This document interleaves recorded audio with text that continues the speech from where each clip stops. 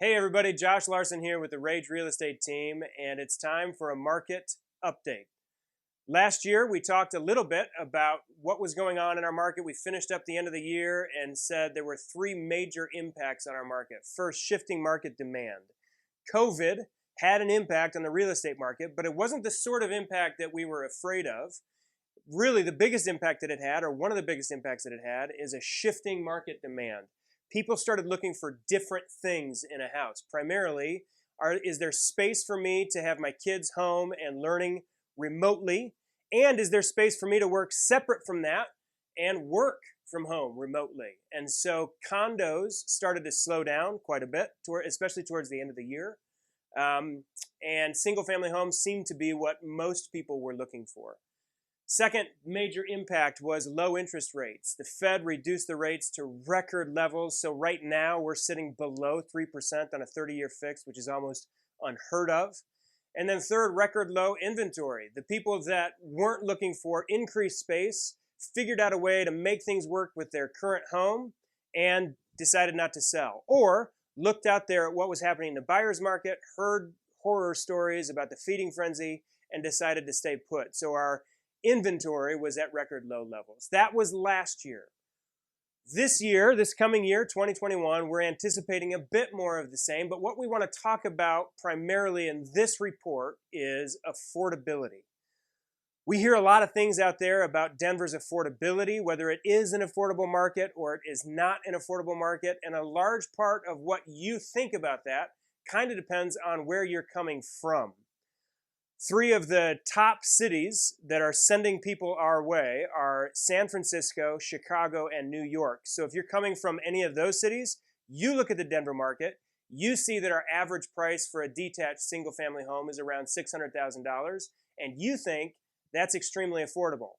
However, if you've been living here for a decade, you look at the average price of a single-family home, and you think that's not affordable, that's a lot of money. So what determines affordability? Really, it's one question. What percentage of people's income is going to housing every month? So here's where Denver sits right now. The median household income is $100,000 for Denver, roughly right now. That breaks down to about $83.33 per month. So 30% of that monthly income is $2,500. That means if we are at or below $2,500 for our average monthly payment on a home, we are considered an affordable market. Here's some history for you. Back in 2006, the affordability rate was 37.5. That meant we were not affordable at that time, even though homes were substantially less expensive back in 2006. We were 7.5% out of affordability. In 2012, we dipped all the way down to 21.4%. In 2012, we were considered extremely affordable. In 2018, interest rates started climbing up, home prices started climbing up, and we were at 32.3%. We were just starting to push outside of affordability. Interestingly enough, in 2020, we were down to 27.2% on our affordability index, meaning we were within the range of affordability, even though the average price of a detached single-family home climbed up to $600,000. The reason for that is interest rates dipped down below 3%, and that helped us maintain our affordability. So what affects affordability? Obviously, the income, the median income in our metro area affects affordability. If home prices go up, but income doesn't follow suit, that hurts us and we become less and less affordable. Secondly, home prices are obviously a major impact on affordability. And then third, interest rates. So income, where are we at in terms of income? 80% of the jobs that were lost due to COVID last year are back. So we have recovered throughout the Denver metro 80% of the jobs that we lost already due to COVID. Secondly, 46% of Colorado is teleworking. So people are working from home. Almost half of our state is now working from home. And there's interesting conversations happening out there with businesses saying, wow, this is a lot more affordable for us as a business, for people to work from home. We've figured out the kinks. This is working. So it will be interesting to see if that continues. Home prices. What are home prices doing? In 2020, we are up 6.8% for attached single-family homes. That's condos and townhomes. They increased in value by 6 to 8%. But look at detached single-family homes. Those increased by almost 17% in 2020. That's remarkable.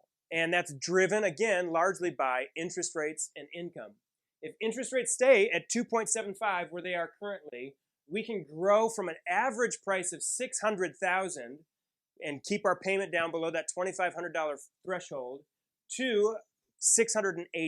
So we can increase in average price if interest rates stay where they are, another $80,000. Now, if they climb by 0.5%, if they go up to 3.25, 2.75 to 3.25, we hit affordability at $640,000. So interest rates, again, have a big impact on our affordability index, and we'll be keeping a careful eye on that. So what's the point of all this? What does this mean for you, either the home buyer or the soon-to-be home buyer or the home seller? First, Denver is still affordable, despite what you may be hearing out there or despite what you may be feeling as you look around. We are technically considered an affordable city, an affordable place to live. Secondly, Denver's economy is still actually really strong. In fact, we're by some metrics, we're in the top 3 cities in the nation. And then third, for those of you that are home sellers, right now represents your best chance of selling ever. We have never seen a seller's market like the one that we're currently in. Inventory remains at record lows. Demand remains at record highs thanks to our strong economy and low interest rates. And so if you are considering selling, there is no doubt right now is one of the best times we've ever seen. That's it for our market update. Thanks for tuning in. If you've got any questions, feel free to reach out via email. You can text us, call us anytime. Thanks.